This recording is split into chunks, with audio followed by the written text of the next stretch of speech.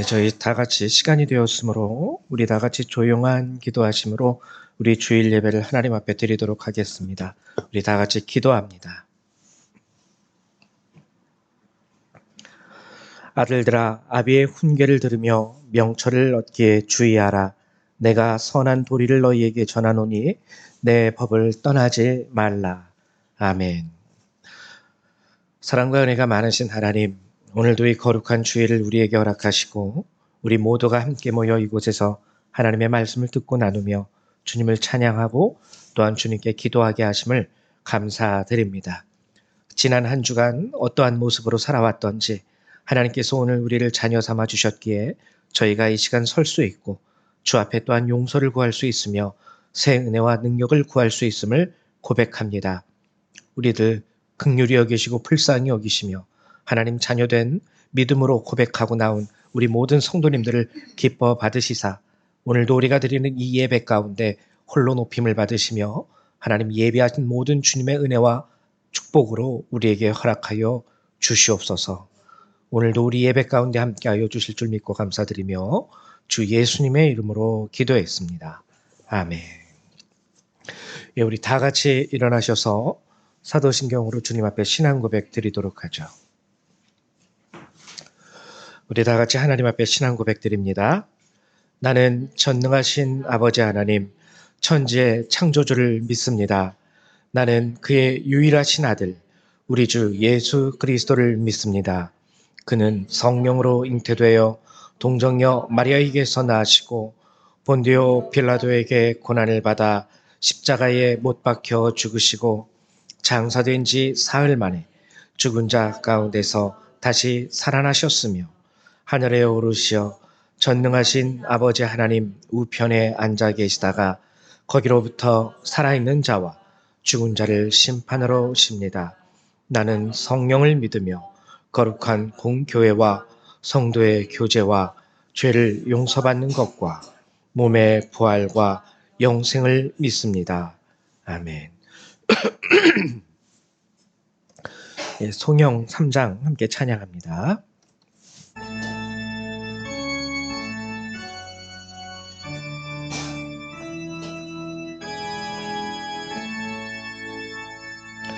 성부 성자와 성령 찬송과 영광 돌려보내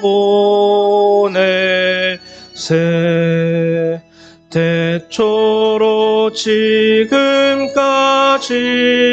또 영원 무궁토록 성삼위께 영광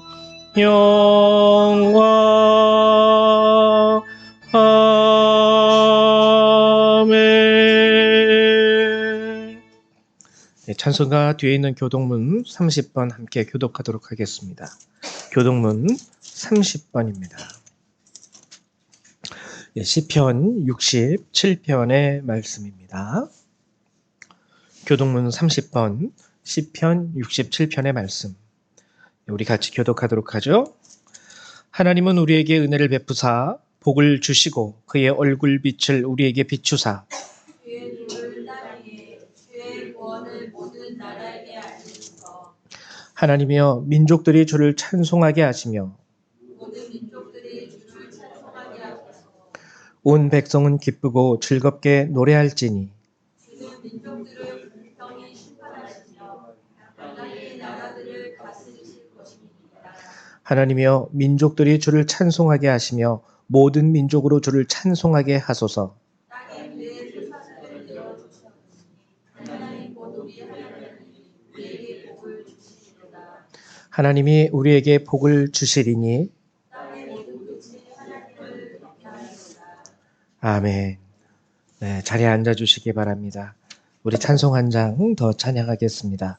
찬송가 32장, 통일 찬송가 48장 함께 찬송하도록 하겠습니다. 찬송가 32장, 통일 찬송가 48장입니다.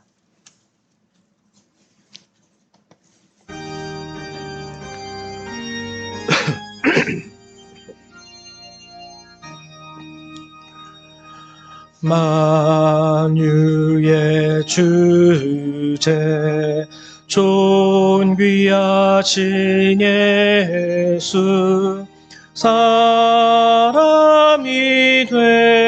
되신 하나님 나 사모하여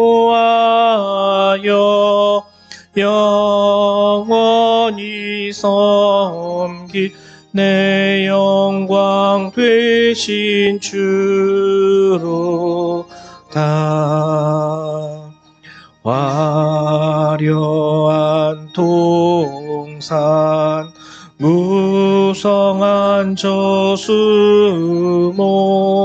다 아름답고 묘하나 순전한 예수 더 아름다워 봄 같은 기쁨 주시네 광명한 해와 명랑한 저 달빛 수많은 별들 빛나나 주 예수 빛은 더 찬란하여 참 비교할 수 없도다.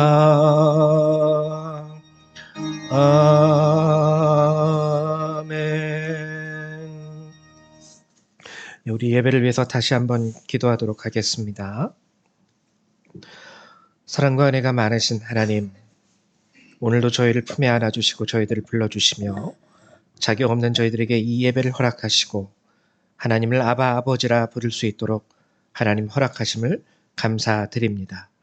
한 주간의 삶을 보내고 오늘도 주님 앞에 찬송과 존귀와 경배를 드리기 위하여 우리 모든 성도님들이 이곳에 함께 모였습니다.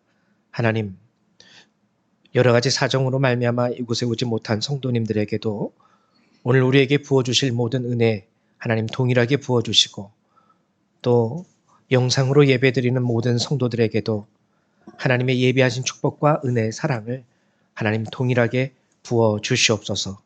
또한 한 주간 하나님을 떠나 하나님 죄된 자리에서 있다가 오신 분들도 있는 줄 압니다. 알게 모르게 우리의 연약함으로 말미암아 우리가 이 세상 가운데 하나님의 말씀에 어긋나 잘못된 하나님 모든 우리의 언행들을 하나님 또한 용서하시며 하나님 오늘도 주의 사랑과 은혜와 능력으로 우리 한 사람 한 사람을 붙잡아 주시옵소서. 오늘도 이 예배 가운데 우리와 함께하여 주신 것을 믿고 감사드리며 주 예수님의 이름으로 기도했습니다. 아멘. 네, 감사드립니다. 네, 하나님의 말씀을 같이 나눠보도록 하죠. 오늘 여러분하고 함께 나누고자 하는 하나님의 말씀은 출애굽기 20장의 말씀입니다. 출애굽기 20장 22절에서 26절의 말씀 함께 나누도록 하겠습니다. 출애굽기 20장 22절에서 26절의 말씀입니다. 우리 짧은 5구절의 말씀이니까요. 같이 교독하도록 하죠. 제가 먼저 교독하겠습니다. 우리 구약성경 113페이지에 있습니다. 구약성경 113페이지. 예, 다 찾으신 줄로 알고 교독합니다. 여호와께서 모세에게 이르시되 너는 이스라엘 자손에게 이같이 이르라. 내가 하늘로부터 너희에게 말하는 것을 너희 스스로 보았으니 너희는 나를 들려서 누구나 너희를 위하여 신상을 만들지 말고 내게 토단을 쌓고 그 위에 내 양과 소로 내 번제와 화목제를 드리라. 내가 내 이름을 기념하게 하는 모든 곳에서 내게 임하여 복을 주리라. 내가 내게 돌로 제단을 쌓거든 다듬은 돌로 쌓지 말라. 내가 정으로 그것을 쏘면 너는 층계로 내 제단에 오르지 말라. 네 하체가 그 위에 드러날까 함이니라. 아멘. 예. 오늘 여러분하고 함께 나누고자 하는 것은 제단에 관한 법입니다. 제단에 관한 법으로서 하나님께서 우리에게 주신 말씀인데요. 오늘 이 말씀을 통해서 정말 우리가 하나님 앞에 드려야 할 예배자로서의 온전한 자세를 여러분들하고 함께 나누었으면 합니다. 오늘 말씀 나누기 전에요. 지난 시간에 우리가 함께 나누었던 우리 역대하 여호사밧 왕 그 부분에 대해서 우리가 함께 다시 한번 정리를 하고 오늘 출애굽기의 말씀을 나누도록 하죠. 지난 시간에 우리가 함께 나누었던 남유다의 네 번째 왕 여호사밧, 그는 남유다 역사에 있어서 솔로몬 이후죠. 그러니까 르호보암부터 솔로몬까지는 통일왕국이라 그러고요. 솔로몬 이후 르호보암부터 이제 남북으로 갈라졌기 때문에 그때부터 이제 남유다가 르호보암부터 시작이 됩니다. 그리고 이 여호사밧은 이 남유다의 네 번째 왕이었어요. 네 번째 왕이면서 남유다에 있었던 신앙의 왕이 역사적으로 네 명이었습니다. 우리도 뭐 조선시대에 여러 왕들이 있었지만 가장 훌륭한 임금으로 기억하는 사람은 세종대왕 한 명뿐이죠. 거의 뭐 다른 분들도 업적이 있겠지만 아주 각인될 정도로 우리의 기억 속에 남는 조선시대의 왕 중에 왕, 그러면 세종대왕. 누구나 다 이렇게 인정을 합니다. 이 남유다의 역사에 있어서도요, 네 명의 왕이 신앙의 왕으로서 인정되고 있어요. 그 중에 한 명이 여호사밧이라는 왕이었는데, 이 여호사밧이라는 왕에 대한 이야기는 17장, 역대하 17장에서부터 시작이 됩니다. 어떻게 시작을 하냐면 17장 1절에서부터 여호사밧에 대한 하나님의 판단, 평가가 주어져요. 다윗의 길로 행하여. 그러니까 신앙의 길을 걸었다라는 것이죠. 근데 17장에서 이렇게 다윗의 길로 행했던 여호사밧, 그래서 하나님으로부터 은혜와 축복을 받았던 여호사밧. 그러나 그럼에도 불구하고 18장에서부터 얘기하는 것은 뭐냐면 그가 하나님 앞에 저질렀던 죄와 실수에 대해서 이야기를 하고 있습니다. 그 죄가 무엇이었죠? 하나님께서 기뻐하시지 않았던 북이스라엘의 왕 아합과 사돈을 맺습니다. 아합은 우상 숭배를 했던 왕이었죠. 그로 인하여 많은 북이스라엘의 백성들이 하나님으로부터 등을 돌리고 우상을 섬기기 시작을 했었죠. 그래서 이 아합과 어쨌거나 이 여호사밧이요, 결혼을 통해서 사돈의 관계를 맺고 또 더불어 아합의 초청으로 길랏 라못이라는 곳을 동맹으로 이제 같이 연합하여 침공하게 됩니다. 물론 여기서 그들은 철저하게 패배를 맛보게 돼요. 그리고 하나님께서 택하신 선지자 예후라는 사람을 통해서 징계의 말씀을 듣습니다. 하나님께서 기뻐하시지 않는 일을 당신이 했으니. 그러니까 아합과 손을 잡은 것, 죄된 사람과 손을 잡고 죄된 사람의 일에 동참했으니 하나님께서 당신에게 진노하심의 징계를 내릴 겁니다. 라는 예후의 예언을 듣게 되죠. 그리고 그 징계로서 일어난 것이 전쟁이었습니다.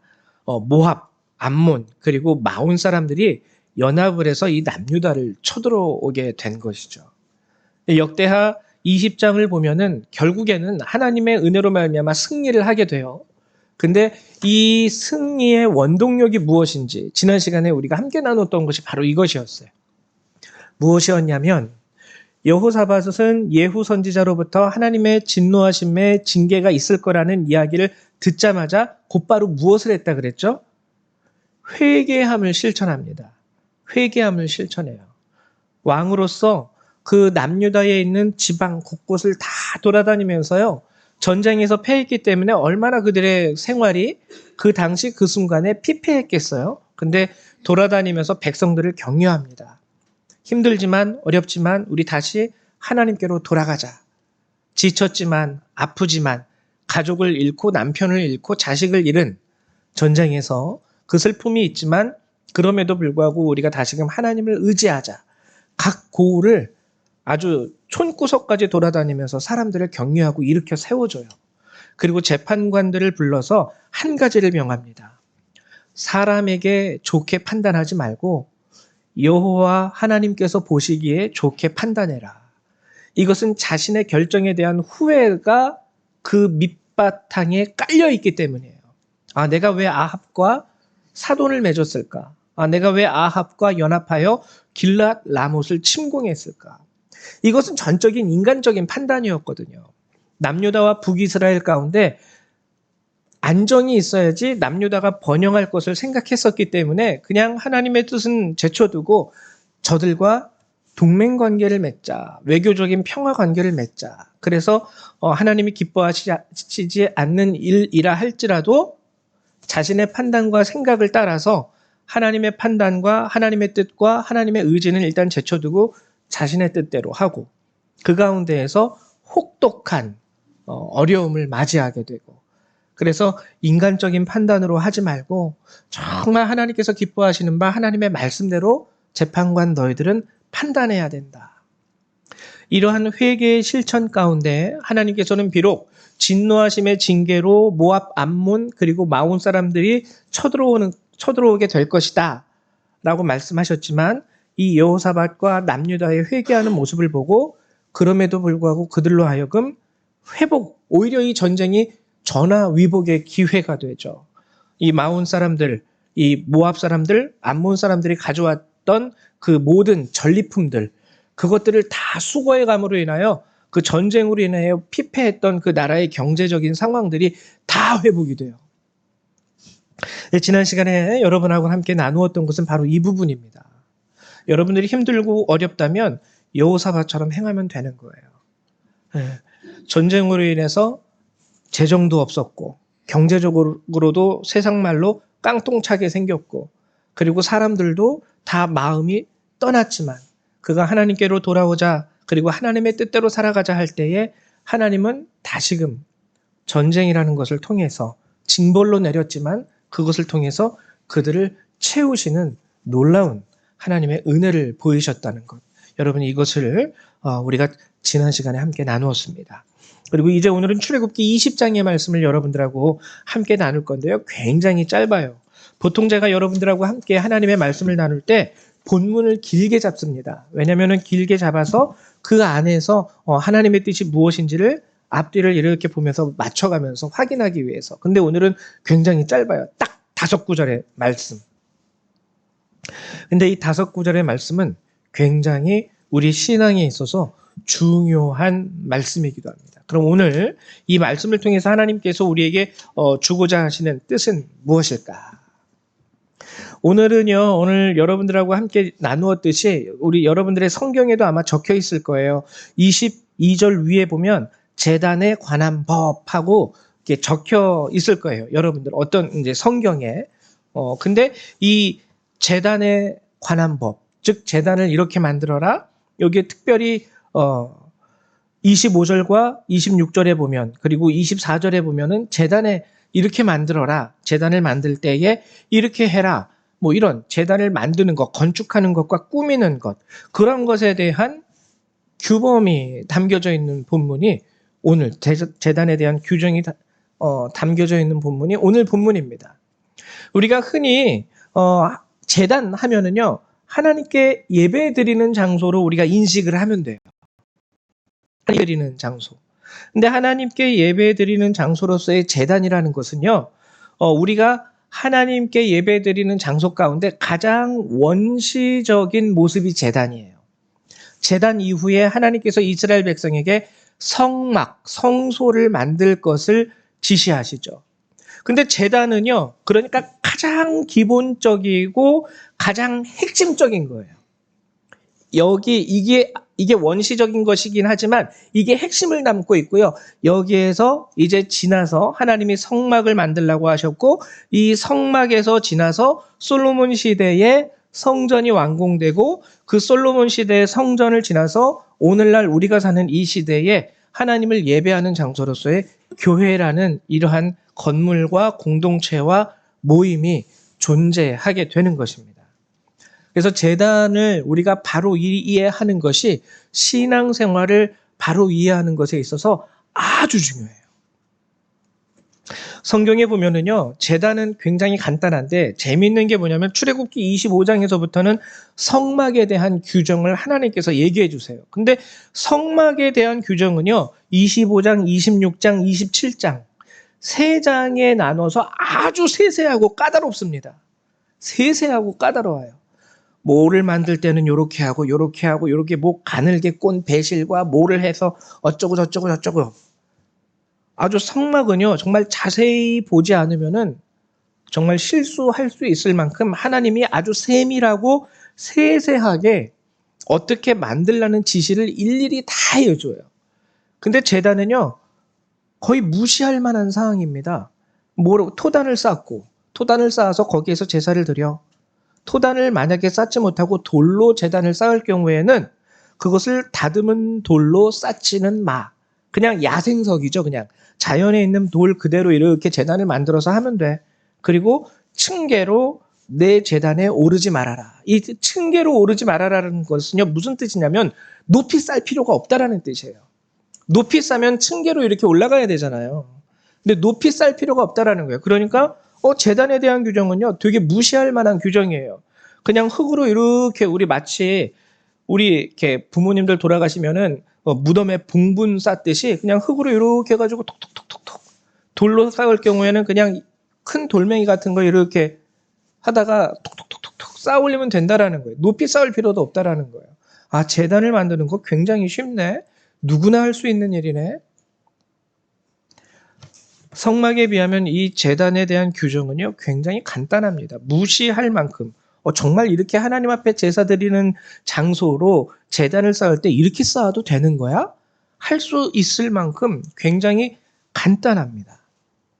근데 여기에는요, 우리를 향한 하나님의 깊은 뜻과 은혜와 사랑이 아주 깊이 배어져 있어요. 깊이 배어져 있어요.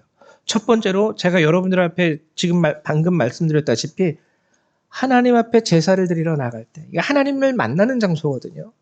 하나님께 내가 간구하고 하나님께 기도하고 하나님의 은혜를 받기 위하여 나갈 때 높은 제단도 필요 없고 다듬은 돌도 필요 없는 거예요.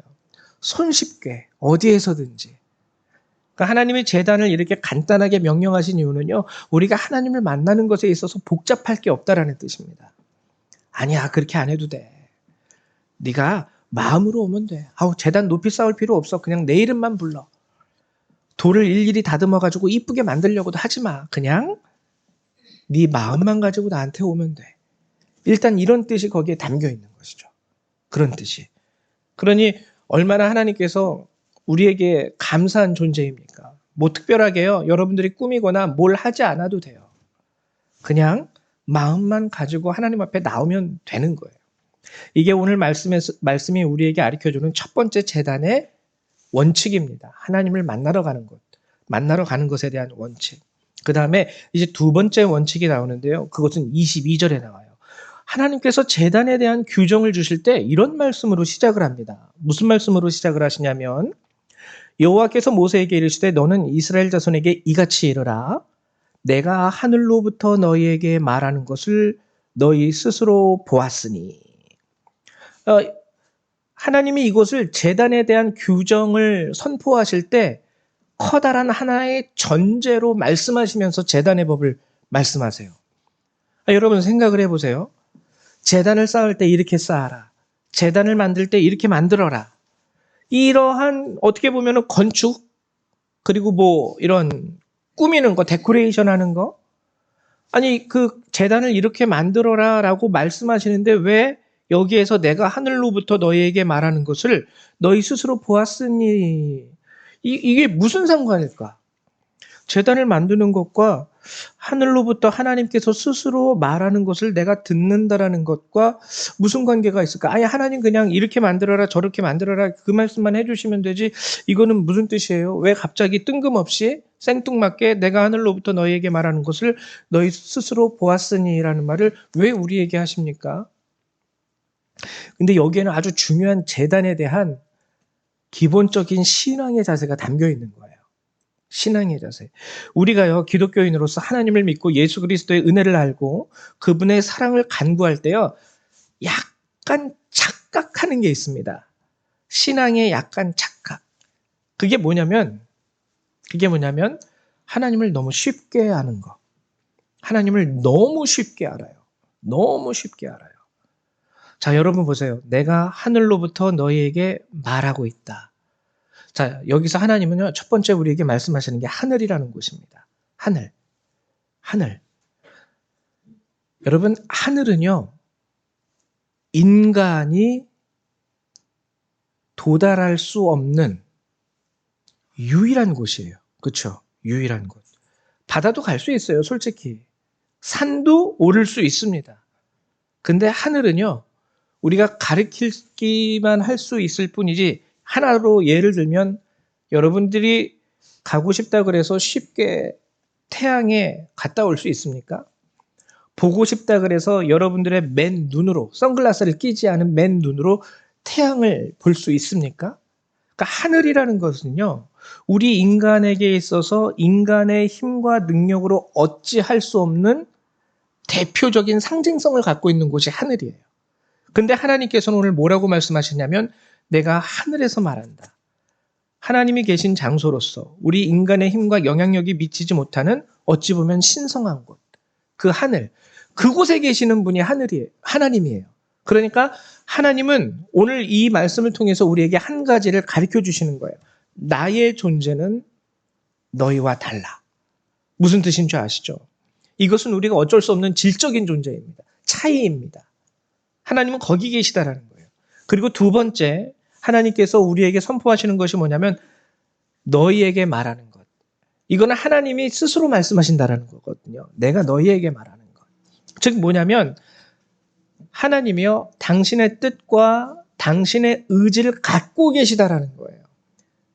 즉 뭐냐면 내가 시키는 대로만 해라는 것이 하나님께는 안 통한다라는 겁니다. 내가 너에게 전해주는 것만, 내가 너한테 하라는 그 말만 해. 우리는 가끔가다 자녀들한테 그런 말을 할 때가 있죠. 엄마가 가르쳐주는 대로만 해. 아빠가 하라는 대로만 해. 그러면 이제 자녀들은 엄마 아빠의 권위를 인정하기 때문에 어디 가서 엄마가 말한 대로만, 우리 엄마가 그랬는데요, 이렇게 하래요. 우리 아빠가 그러는데요, 이렇게 저렇게 하래요. 애들은 그렇게 합니다. 근데 하나님은 뭐라고 말씀하신 거냐면 나는 하늘에서 너희에게 말하는 사람이야. 즉 뭐냐면 니들이 하라는 대로 하는 존재가 아니다라는 거예요. 하나님, 내가 하라는 대로만 하세요. 하나님, 내가 시키는 대로만 하세요라는 존재가 하나님이 아니라는 거예요. 하나님은 제단을 만들 때 이것을 먼저 철저하게 우리에게 알려주시는 거예요. 철저하게 알려주시는 거예요. 이것을 알고 우리가 하나님 앞에 가는 것이 굉장히 중요합니다. 왜냐면은요, 우리가 그리스도인으로서 신앙생활 몇십 년을 해도요, 우리 가운데 잘못된 신앙의 관습이 하나 있는 게 뭐냐면 하나님을 축복의 자판기처럼 여기는 경우가 많이 있어요. 그냥 내가 이거 누르면은 커피, 밀크 커피 탁 누르면 밀크 커피 나오고, 에스프레소 딱 누르면 에스프레소 나오고, 기도하니까 하나님 밀크 커피 주십시오, 에스프레소 주십시오, 저는 설탕 커피가 좋습니다. 그러면 하나님이 알아서 밀크, 그래 너는 밀크, 너는 설탕, 너는 에스프레소. 하나님은 그런 존재가 아니라는 거예요. 하나님 스스로도 인격이 있기 때문입니다. 그리고 우리의 창조주이시기 때문입니다. 이것을 알고 이제 우리는 제단에 접근할 수가 있어야 되는 것이죠. 제단이라는 것은요, 성소와는 다른 약간 상징성이 살짝 다른데요. 성경 가운데에서 성소와 성전은요, 하나님이 스스로 임재하시는 임재의 장소예요. 그래서 그곳은 거룩하게끔입니다. 하나님이 여기 임재, 내가 여기 있겠다 하셨기 때문에. 근데 제단은 하나님이 내가 여기 있을게 라고 말한 장소가 아니라 우리가 하나님의 복을 구하고 하나님의 은혜를 구하기 위하여 내가 있는 곳에서 쌓는 장소가 제단이에요. 아시겠죠? 이 상징성이 좀 다릅니다. 성전은 하나님이 내가 여기 있겠다 했기 때문에 그곳이 거룩해지는 것이지만, 제단은 그냥 내가 여기서 하나님을 찾을래 하는 것이기 때문에 하나님의 임재가 있는 것이 아니라 내가 하나님 앞에 나가기 위해서 만든 장소로서 그것이 이제 제단이 되는 거죠. 물론 이 두 개가 합쳐진 게 이제 오늘날 우리가 살아가는 이 시대에 교회라는 존재가 됩니다. 그래서 제단은요, 우리가 하나님 앞에 복을 받기 원할 때 내가 쌓고, 내가 하나님 앞에 축복을 원할 때에 내가 쌓고, 이런 상징성이 제단에는 강하게 스며들어 있는 거예요. 그렇기 때문에 많은 성경의 인물들도 보면 제단을 쌓고 거기서 하나님께 구합니다. 제단을 쌓고 거기서 하나님께 제사를 드리고 축복을 구하고 기도를 하고 또 서원도 드려요. 이게 이제 제단이 가지는 상징성. 그렇기 때문에 제단은 자칫 잘못하면 오염될 수 있어요. 뭐 거기에 더러운 똥물을 부었기 때문에 오염될 수 있는 게 아니라 내가 하나님 앞에 축복을 간구한다라는 그 상징성 가운데 내가 원하는 것만 하나님으로부터 취하려고 하는 잘못된 신앙의 오염이 이루어질 수 있는 것이 제단일 수 있다라는 것이죠. 그래서 하나님은 오늘 제단에 대한 규정을 말씀하실 때 가장 먼저 말씀하신 것이 나는 하늘에서 내 스스로 너희에게 말하는 자다. 하늘에서 저 높은 곳, 내가 갈 수 없는 곳, 나의 힘으로 어찌할 수 없는 그곳에 계신 높은 하나님께서 스스로 말씀하신다. 우리에게. 나는 네가 해달라는 대로만 하는 그런 하나님은 아니다 라고 말씀하시는 거죠. 근데 여러분, 이 일에 대해서 우리는 동의해야 됩니다. 그리고 동의할 수밖에 없어요. 여러분들도 솔직히 자식을 키울 때 자식이 해달라는 대로만 하면은 자식이 망할 수밖에 없다는 거 다 알고 계시죠? 큰일 나요. 큰일 나요. 자식을 교육할 때에는 이거는 너에게 있어서 위험한 거야. 아니, 너의 10년 후 미래를 위해선 지금 이렇게 하는 게 너에게 더 도움이 돼. 그렇기 때문에 오늘 네가 구하는 것을 엄마는, 아빠는 해주고 싶어도 그것을 하면 위험하다는 것을 알기 때문에 해줄 수가 없어. 하나님도 우리에게 동일한 것이죠. 하나님. 그래서 23절에 이제 하나님께서 제단에 대한 규정을 우리에게 주실 때 또 하시는 말씀이 여기서 아주 중요한 말씀이 나옵니다. 23절 너희는 나를 비겨서 은으로나 금으로나 너희를 위하여 신상을 만들지 말고. 자, 이제 여기서 한 가지. 이 단순히 우리가 보면은요, 하나님께서 금지하신 우상을 만들지 말아라 라는 말로써 우리가 이해할 수 있습니다. 맞아요. 우상 금지에 대한 부분입니다. 근데 여기서 하나님이 말씀하신 것 중에 중요한 말씀이 뭐냐면 너희를 위하여. 너희를 위하여. 근데 우리 좀 따질 수가 있겠죠. 아니, 하나님 어차피 제단을 만들 때 우리가 복을 받고 싶어서 하나님의 은혜를 받고 싶어서 제단을 만드는 것인데 너희를 위하여 하지 말아라 라고 말씀하신다면 우리가 제단을 만들 필요가 뭐가 있겠습니까? 너희를 위하여. 근데 여러분, 너희를 위하여라는 말은 방금 전에 제가 말씀드린 것과 동일한 겁니다. 너희를 위하여. 여러분들도 똑같잖아요. 자녀들이 나를 위하여 엄마 아빠한테 내가 원하는 거, 내가 바라는 거, 내가 즐거워하는 것.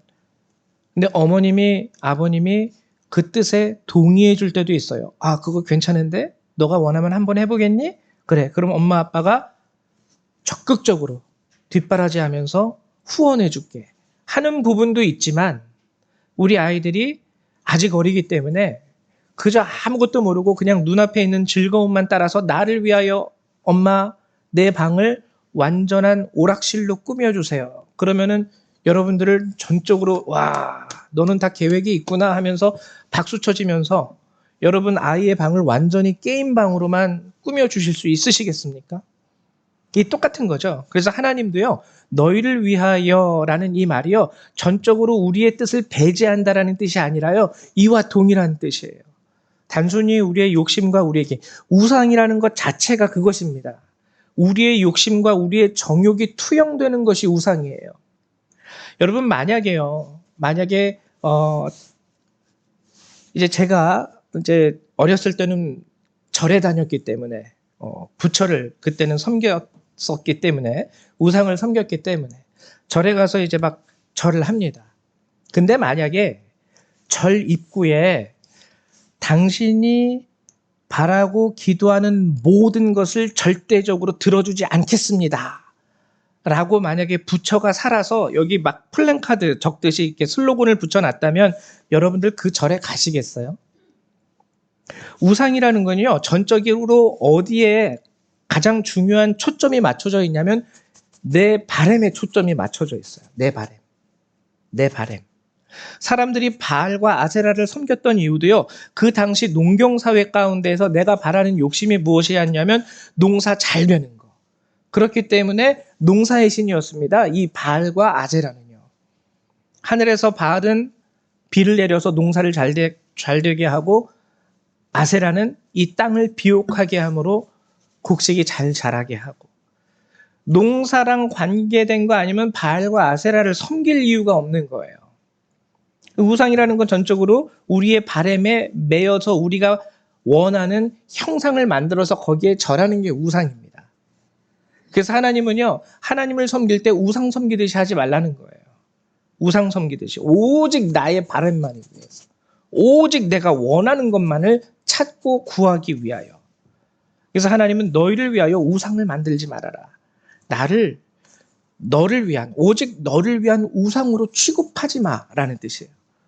나를 오직 네가 원하는 것만을 얻기 위한 우상으로 나를 대우하지 말아줘. 아까 얘기했듯이 쉽게 말하면 나는 커피 자판기가 아니야 라고 하나님이 말씀하시는 부분입니다. 나는 커피 자판기가 아니야. 너에게 필요할 때 나는 밥을 줘야지 커피를 줄 수 없어. 너에게 필요할 때 나는 너에게 멀티비타민을 줘야지 블랙커피를 줄 수 있는 하나님이 아니야. 그 얘기를 하나님이 하고 계시는 것이죠. 그리고 24절에 하나님께서는 이렇게 말씀하십니다. 내게 토단을 쌓고 그 위에 내 양과 소로 내 번제와 화목제를 드리라. 내가 내 이름을 기념하게 하는 모든 곳에서 내게 임하여 복을 주리라. 자, 일단 제단에 대한 하나님의 약속은 이거예요. 이게 핵심이에요. 복을 주리라. 근데 여기에서요, 내 이름을 기념하게 하는 모든 곳.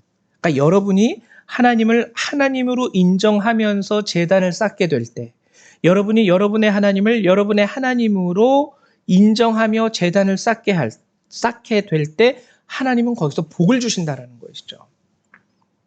하나님은 거기서 복을 약속하셨습니다. 어차피 나를 위하여 하지 말라는데 그게 무슨 복입니까? 아니요, 복이에요.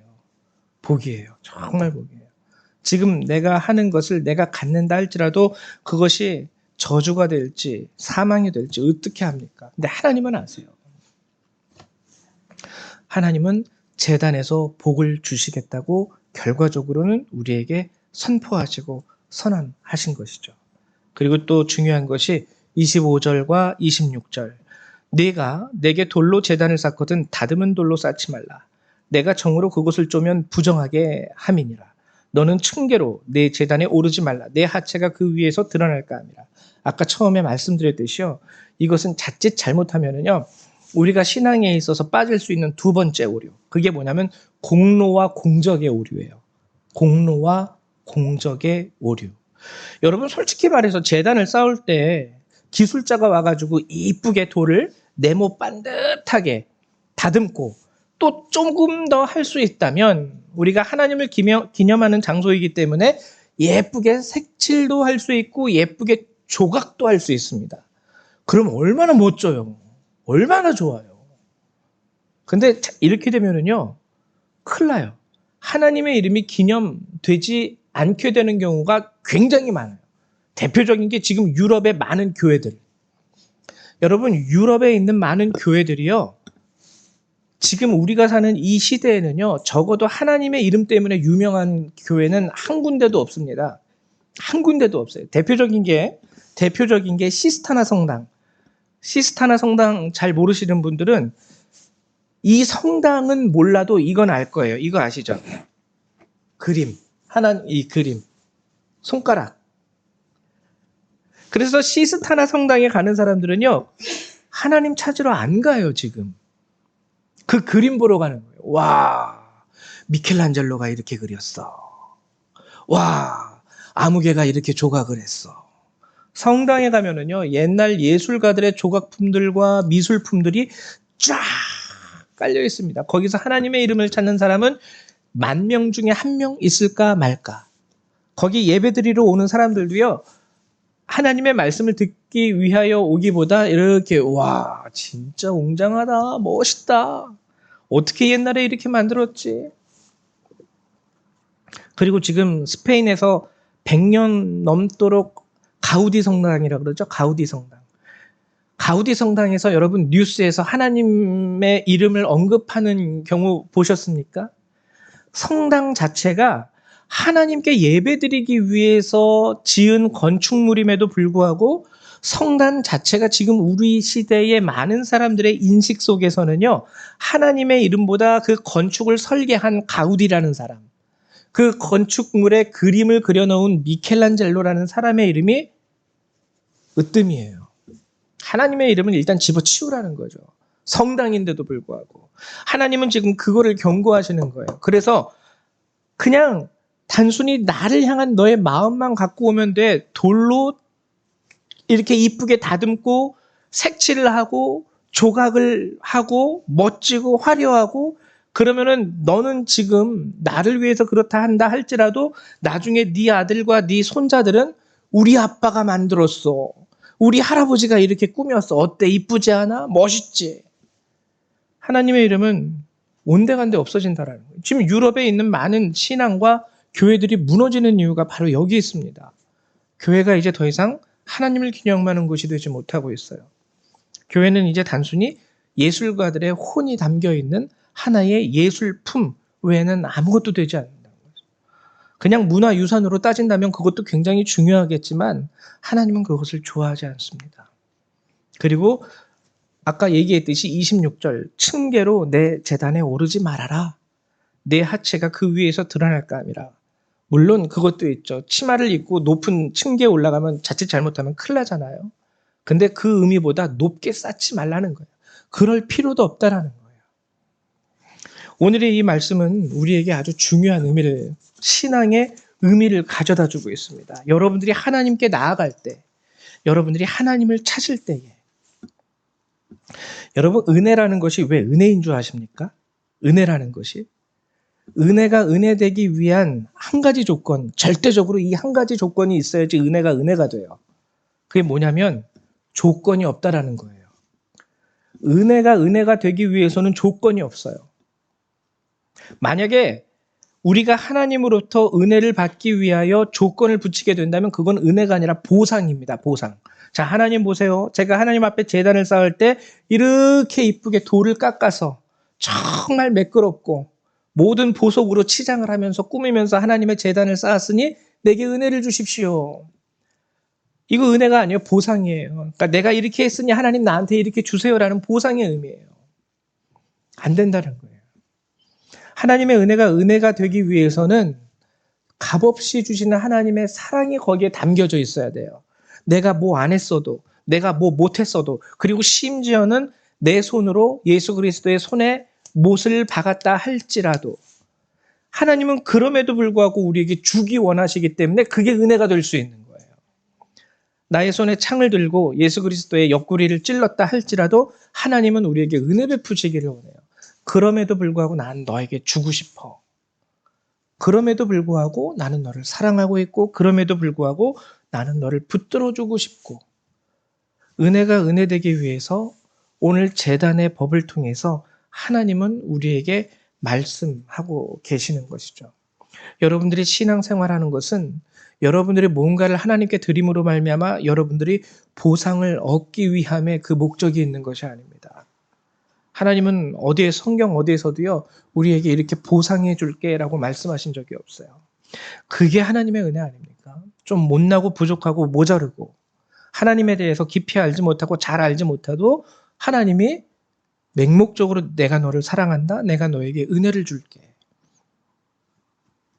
여러분 간절히 바라는 것은 여러분들이 정말 은혜를 얻기 원하는 자가 되기를 소망합니다. 그러나 이 은혜가 은혜이기 때문에 우리는 은혜의 가치를 너무 싸구려 취급해요. 뭐 안 해도 주시던데? 뭐 특별히 뭐 할 거 없어. 그냥 좀 주실래요? 하면은 주시던데 뭐 이렇게 안 해도 되고 그렇게까지 할 필요 없어.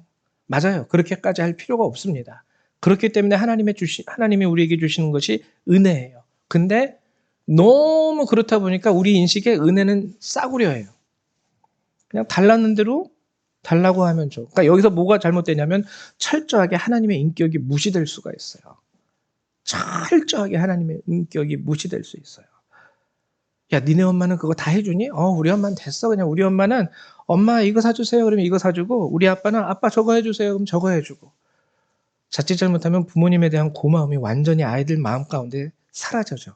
그냥 뭘 해도 달라고만 하면 척척척 자판기 뽑아주듯이 주는 존재가 부모가 되면 안 되는 거예요. 하나님은 그걸 경고하고 있는 거예요. 나는 하늘에서 말하는 자다. 나는 하늘에서 말하는 자다. 이 두 가지 사실을 꼭 기억하십시오. 첫째, 하나님은 하늘에서 여러분에게 말하는 자임을. 그리고 두 번째, 하나님은 여러분에게 은혜를 베풀기 원하는 자라는 것. 이 두 사실을 여러분들이 꼭 기억하셔서 일평생 여러분들의 신앙생활 가운데 마지막 우리의 호흡이 닿는 그날까지 하나님의 은혜로 늘 충만하고 즐겁고 기쁘고 감사한 하루하루를 살아갈 수 있게 되시기를 주님의 이름으로 축원드립니다. 우리 이 시간 다 같이 함께 나눈 말씀 가지고요, 기도하는 시간 갖도록 하죠. 하나님, 그 은혜를 내게 부어주심을 감사드립니다. 그리고 하나님, 주님은 하늘에서 내게 말씀하는 자이오니 제가 먼저 듣겠습니다. 이 마음 가지고 주님 앞에 기도하도록 하겠습니다. 우리 다 같이 기도합니다. 사랑과 은혜가 많으신 하나님 참으로 감사드립니다. 오늘도 우리 성도님들 한 분 한 분을 주님께서 불러주시고 붙들어주시고 오늘 이곳에서 하나님을 섬기고 하나님을 예배하고 하나님의 말씀을 들으며 그 안에서 은혜를 얻게 하심을 감사드립니다. 그렇습니다. 주님, 우리가 섬기는 주님, 우리가 믿는 그 주님, 우리의 아버지로 고백하는 그 주님은 천지를 창조하신 분이요, 오늘도 이 세상을 주관하시는 놀라우신 하나님이신 줄 믿습니다. 그 하나님께서 내게 은혜를 주시기 원하고 내게 거저 주시기를 원하시오니 하나님, 이 일로 인하여 우리가 참으로 감사를 드립니다. 그러나 우리가 정말 하나님께서 우리에게 주시는 그 모든 것을 싸구려 취급할 때가 너무나도 많이 있음을 또한 바라보며 회개합니다. 하나님, 우리 성도님들이 주님을 온전히 영접하고 주님과 온전히 교제함으로 말미암아 하나님께 기도도 하지만 또한 하나님의 뜻을 묻고 하나님, 주님의 뜻이 무엇인지를 간구할 수 있는 자들이 될 수 있도록 도와주시옵소서.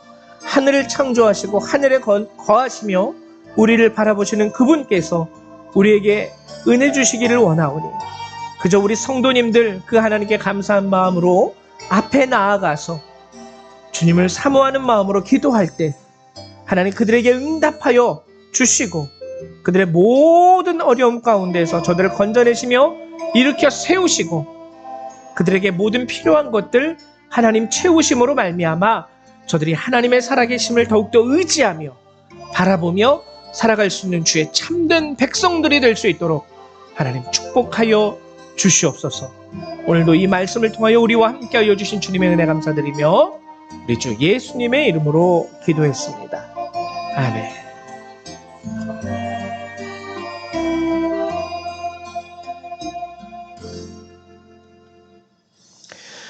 네, 저희 이 시간에는요, 찬송가 595장 함께 찬양하시면서 준비하신 예물 하나님 앞에 드리도록 하죠. 595장입니다.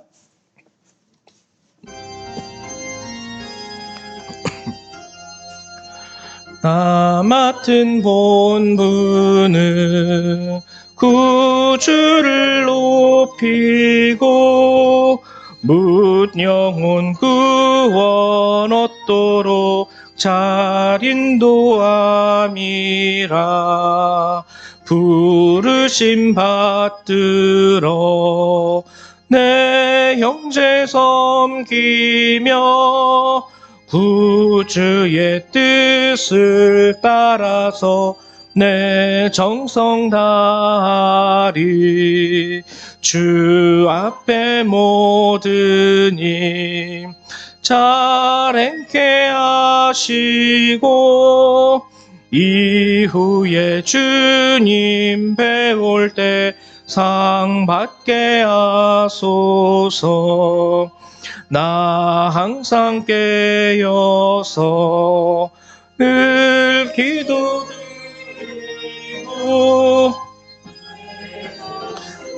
지 않도록 날 도와주소서.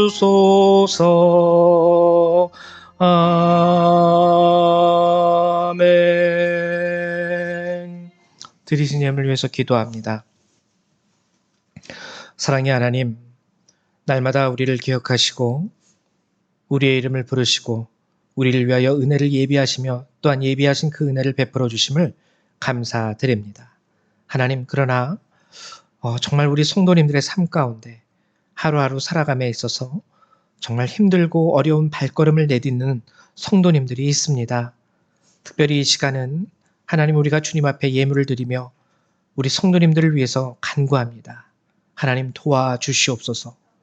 주께서 우리를 자녀 삼아 주셨고 우리에게 은혜 주시겠다 말씀하셨사오니 비록 저들의 삶 가운데 부족한 모습과 죄된 모습과 모자른 모습이 있다 할지라도 하나님, 값없이 주시는 그 하나님의 사랑을 저들이 얻게 하시며 하나님, 때를 따라도 오신 하나님의 놀라우신 은총으로 말미암아 저들 피곤할 때 하나님께서 새 힘으로, 굶주릴 때 하나님께서 음식으로, 그 몸이 연약할 때 하나님께서 그 마음의 만족과 기쁨으로 다시 한번 가득 넘칠 수 있도록 하나님 축복하여 주시옵소서.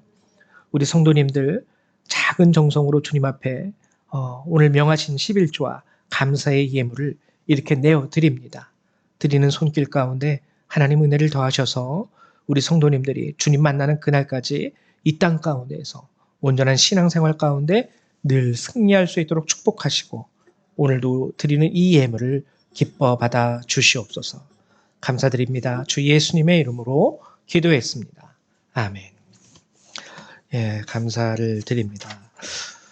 이 교회 소식을 알려드리도록 할게요.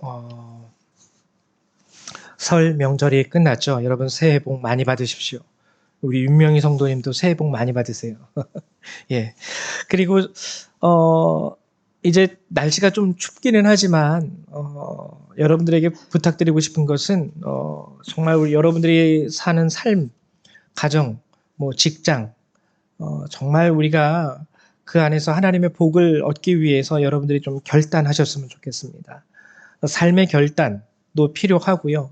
또 여러분들이 시간 나는 대로 기도도 좀 하셨으면 좋겠어요. 우리 성도님들이 참 선하고 그 삶의 모습에 있어서 하나님의 말씀대로 살아가기 위해서 노력하는 부분도 많이 있는데 어떻게 보면 우리가 기도하는 부분이 많이 연약하지 않나 이런 생각도 들게 됩니다.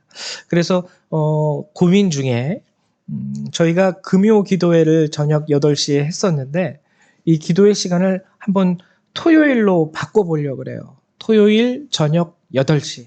요일만 바뀌는 겁니다. 시간과 장소는 동일하고요. 그래서 되도록이면 또 토요일이니까 함께 기도할 수 있는 이렇게 어린 자녀들은 조금 어려울 수도 있겠지만 적어도 중학생 이상 되는 친구들은 와서 부모님과 함께 기도도 할 수 있고 또 만약에 아이들이 기도가 짧게 끝나면은 또 이제 중학생 이상 된 아이들은 스스로 집에 걸어갈 수도 있잖아요. 예, 그러니까는 우리 중학생 이상 되는 아이들, 초등학생도 금지하는 건 아니에요. 같이 오실 수 있는 자녀들이 있으면 그 자녀들에게 지금부터 하나님을 의지해라. 지금부터 하나님을 찾고 지금부터 하나님의 은혜를 간구하는 연습도 할 겸 여러분 함께 나와서 기도했으면 좋겠습니다. 그래서 돌아오는 다음 주부터는 금요 기도회가 아니라 토요 기도회로 저녁 8시에 이곳에서 기도하는 시간 갖도록 하겠습니다. 잊지 말아 주시기 바랍니다. 그리고 2022년도 연말 정산을 원하시는 분들은 저에게 말씀해 주시기 바라고요. 우리 조민경 집사님 해놨거든요. 끝나고 꼭 받아가시면 됩니다. 그리고 23년도 우리 고등학생들 교회에서 장학금을 준비를 했어요. 조금 마음이 애립니다. 왜냐면은 얘네들이 다 왜 이렇게 다 떠나는지 모르겠어요. 우리 준락이도 인천으로 가고 저희 아이도 남양주로 가고 그래도 성유리는 여기 남아있긴 한데 고등학생이 되니까 고등학생만 돼도 많은 아이들이 포천을 떠나는구나라는 생각에 한편으로는 제가 뭐 직접적인 부모는 되지는 않겠지만 우리 준나기도 그렇고 좀 이렇게 떠나보내는 그 마음에 아쉬운 마음과 좀 걱정되는 마음이 있어요. 그래도 이제 주말에는 나오지 준나가? 주말에 나와서 이제 주일에 볼 수는 있는데 그럼에도 불구하고 한편으로는 좀 치근합니다. 이게 군대 보낼 때 부모님들의 마음이 이런 마음일 수 있겠구나라는 생각이 들어요. 그래서 우리 학생들 장학금을 준비했는데요. 자, 우리 준락이 그리고 성유리 그리고 우리 영광이는 영광이 어머님이 나오셔서 이 장학금을 좀 수여해 주셨으면 좋겠어요. 우리 준락이 앞으로 나와, 성유리도 앞으로 나와.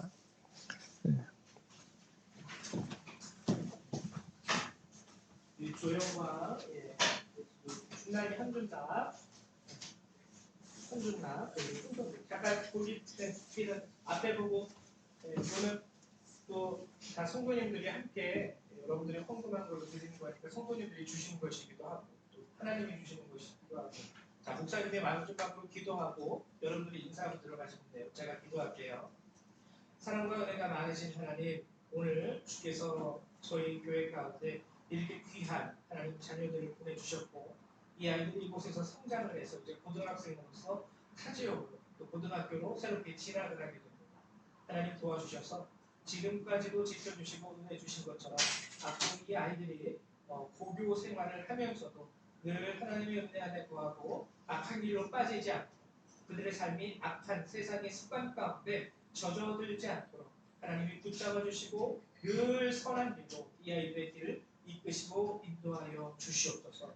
우리 아이들에게 지혜를 더하여 주시고 지식도 더하여 주셔서 또한 고등학교 생활 가운데 하나님 저들이 해야 하는 학업 가운데서도 뒤처지지 않게 하시며 하나님 멀리 타지역으로 떠나는 아이들 특별히 건강과 그리고 사람들을 지켜주셔서 좋은 사람들과 함께 학업 생활을 하고 또 그들의 건강이 정말 늘 하나님의 은혜로 말미암아 강건하게 지켜줄 수 있도록 하나님 도우시고 축복하여 주시옵소서.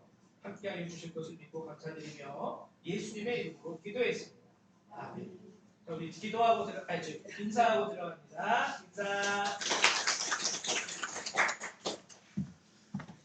네, 감사합니다. 그리고 또 오늘은 아니지만 상급 학교로 진학하는 학생이 2명이 있습니다. 우리 꼬맹이들 막내 유치원을 졸업하기 싫다고 떼쓰는 우리 성혁이와 성찬이 이 친구들에게는요 다음에 교회에서 이렇게 초등학교 입학 선물을 준비해서 따로 전달을 하도록 하겠습니다. 그리고 한 가지 더 광고할 게 있었는데 갑자기 기억이 났습니다. 중고등학생들 이렇게 멀리 타지역으로 가기 전에 이 중고등학생들만 이렇게 모아서 좀 맛있는 거를 사주려고 그래요. 근데 이제 투표를 했거든요. 아이들에게 춘천에 가서 닭갈비를 먹을래? 아니면은 여기 새로 생긴 포천에 보니까 새로 생겼는데 맛있더라고요. 제가 한번 가봤는데 무한 리필 통 삼겹살 집이 있더라고요. 그래서 이 2 장소 중에 너희가 원하는 곳으로 가자 했는데 다수결의 원칙에 따라서 무한 리필 삼겹살을 먹겠대요. 이 닭갈비도 먹고 싶지만 이 닭갈비는 1인분이라는 제한이 있잖아요. 그걸로 양이 안 찰 것 같대요. 그래서 이 삼겹살, 무한리필 삼겹살을 포천에서 먹기로 했는데 2월 6일이죠. 2월 6일 12시까지 교회로 오십시오. 우리 엄마 손잡고 오지 말고 학생들이 직접 오세요. 성유리, 성담이, 준락이 오늘 이 자리에는 이렇게 셋밖에 없지만 그래서 12시까지 12시 10분 안 기다립니다. 저는 12시까지 오셔서 차를 타고 같이 가서 맛있는 거 먹고 또 나는 여러분들 데리고 저기 산정호수라도 좀 가고 싶었는데 거길 뭘 또 가요 막 애들이 이러더라고요. 그래서 그러면은 뭐 될 수 있으면 식사만 맛있게 정말 배 터지게 먹고 그리고 이렇게 헤어질 수도 있고 그렇게 해가지고 어쨌거나 2월 6일이에요. 우리 학생들 잊어버리지 마세요. 2월 6일 12시까지 교회로 모여 주시기를 부탁드립니다. 그리고 2월 18일이었나요? 2월 18일 여선교회 모임 그렇죠? 여선교회 모임은 1시 반에 1시 반에 교회로 모여주시면 됩니다. 우리 윤명희 선도님도 식사하러 가는 거거든요. 같이 오셔도 됩니다. 장로님하고 같이 오세요. 시간이 되시면. 예, 2월 18일이 토요일입니다. 예, 여선교회 분들은 1시 반, 우리 학생들은 6일 12시. 예. 우리 다 같이 일어나셔서요. 우리 찬송 1장 함께 찬양하시고 축도하심으로 예배를 마치도록 하겠습니다.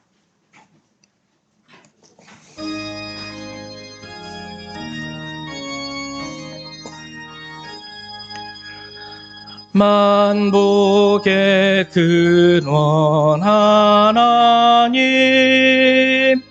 온 백성 찬송 드리고 저 천사여 찬송하세. 찬송 성부 성자 성령. 아멘. 사랑과 은혜가 많으신 주님, 늘 항상 우리에게 은혜를 베풀기 원하시고 하나님, 우리에게 모든 좋은 것으로 채워주시기 원하시는 주님, 그 은혜와 사랑에 늘 감사를 드립니다.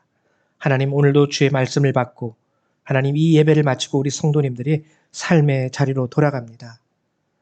오늘 주께서 말씀하신 이 제단의 법을 따라 하나님의 은혜를 사모할 수 있는 자들이 될 수 있도록 도와주시고, 하나님의 이름을 부르짖으며 하나님의 은혜를 얻기 원하는 자들에게 값없이 주시는 놀라우신 하나님의 사랑을 하나님 부어주심으로 말미암아 이 한 주간도 저들이 주님과 함께 살아갈 수 있도록 축복하여 주시옵소서. 이제 이 예배를 마치고 돌아가는 모든 그리스도의 백성들, 그들의 삶과 머리 위에 하나님의 은혜와 예수 그리스도의 사랑과 성령의 능력이 늘 항상 함께하여 주시기를 성부 성자 성령 하나님의 이름으로 간절히 축원하옵나이다. 아멘.